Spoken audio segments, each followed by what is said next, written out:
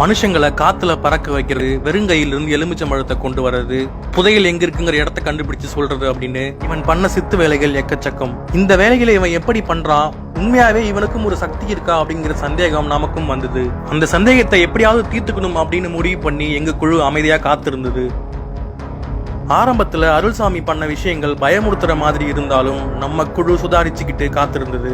நீ வண்டி ஓட்டும் போது உனக்கு ஆபத்து இருக்கு, உன்னை நான் காப்பாத்துறேன் அப்படின்னு சொல்லி சில மந்திரங்களை சொல்ல ஆரம்பிச்சான். பார்த்தவனே பயத்தை உண்டாக்குற மாதிரியான அமானுஷ்ய பொம்மைகளை அவன் செஞ்சு வச்சிருந்தான்.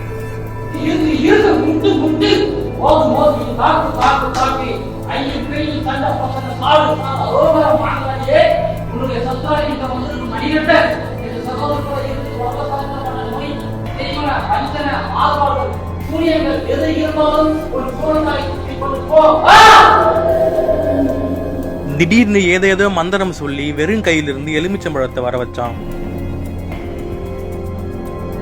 அந்த கணம் உண்மையாவே ஆச்சரியமா தான் இருந்தது. ஆனா அதுக்கான விடை பின்னாடிதான் தெரிஞ்சது. இதுக்கிடையில அருள்சாமி திரும்பவும் சில மந்திரங்களை சொல்ல ஆரம்பிச்சான்.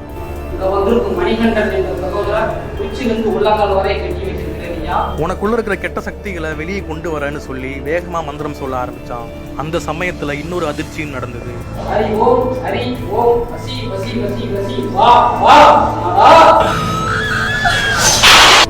சுவரின் ஓரமா சாட்சி வைக்கப்பட்டிருந்த ஒரு சூலம் திடீர்னு விழுந்தது. இதை பார்த்து அங்கிருந்தவங்க எல்லாம் அதிர்ச்சி ஆயிட்டாங்க. அருள்சாமி தன்னோட அடுத்த சித்து வேலையும் காமிச்சான். ஒரு டம்ளர்ல தண்ணியை ஊத்தி இந்த தண்ணியை ஐஸ் கட்டியா மாத்த போறேன் அப்படின்னு சொன்னான். இது எப்படி சாத்தியம் அப்படின்னு கேட்டதுக்கு, உங்களோட கெட்ட சக்திகள் மூலமா இந்த தண்ணி ஐஸ் கட்டியா மாறும் அப்படிங்கறத உறுதியா சொன்னான்.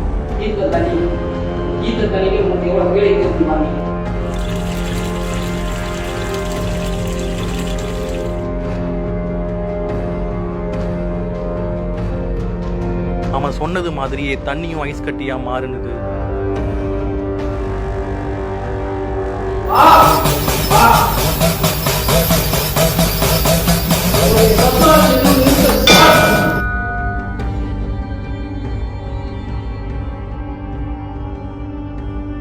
அதுக்கப்புறம் அவன் சொல்ல சொல்ல ஒரு தேங்காய் தரையிலேயே உருண்டது.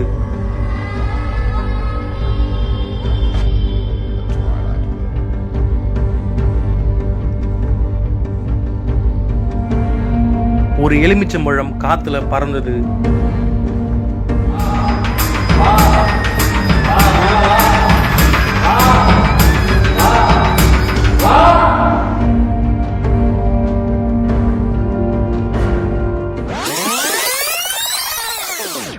இந்த சம்பவங்கள் எல்லாம் கூர்மையா கவனிக்கும் பொழுதுதான் ஒரு விஷயம் புரிஞ்சுது. அருள்சாமி பண்றது அத்தனையுமே சித்து வேலைகள் தான். வெறும் கையில எலுமிச்சம்பழத்தை கொண்டு வந்தது, திடீர்னு சூலத்தை விழ வச்சது,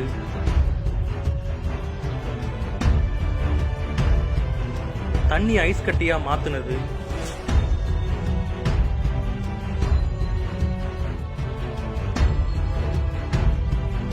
சாதாரண லெமன் பார்த்துக்காங்கய்யா.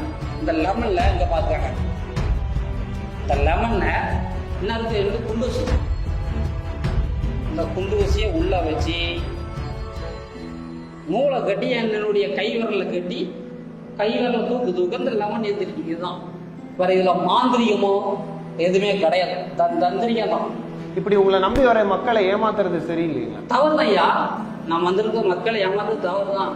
இப்போ அதே மாதிரி தேங்காய் வச்சு எப்படி பண்ணீங்க? தேங்காவும் அதே மாதிரி தான், என் நூலை கட்டி தான் அப்படி கையை சுத்துறியா.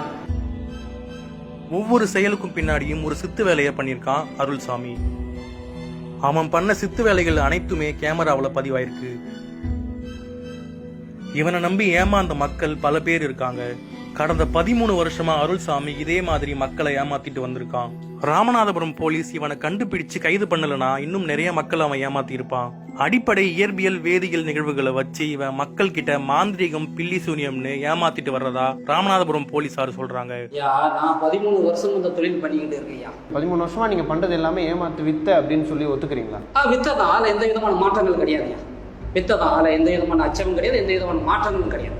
ஸோ நீங்கள் பண்ணது தப்புங்கிறத ஒத்துக்கிறீங்க? உறுதியாக தப்பு தான் ஐயா, உறுதியாக தப்பு தான், நான் ஒத்துக்கிடுதேன். உறுதியான தப்பு தான் ஐயா. ஒரு ஆளை வந்து ஆட்டோமேட்டிக்காக தூக்க ட்ரை பண்ணுறாரு. லைக் எப்படின்னா உட்காந்த இடத்துல ஏதோ மந்திரங்கள் சொல்லி காற்றுலேயே அப்படியே தூக்குற மாதிரி ட்ரை பண்ணுறாரு.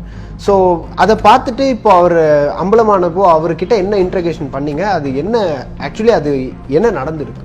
இல்லை, இந்த விஷயத்தை பொறுத்த வரைக்கும் மொத்தமாக அவர் கஸ்டடியில் வந்த உடனே நம்ம crime team, Mudukulathur crime team வந்து எப்படி ஏமாத்துறாருன்னு ஆராய்ஞ்சதில் அவர்கிட்ட நிறைய பொருளை ரெக்கவர் பண்ணாங்க. கயிறு கொண்டு ரெக்கவர் பண்ணாங்க. அந்த கயிறு வந்து சீலிங்கில் தொங்கியிருந்தது.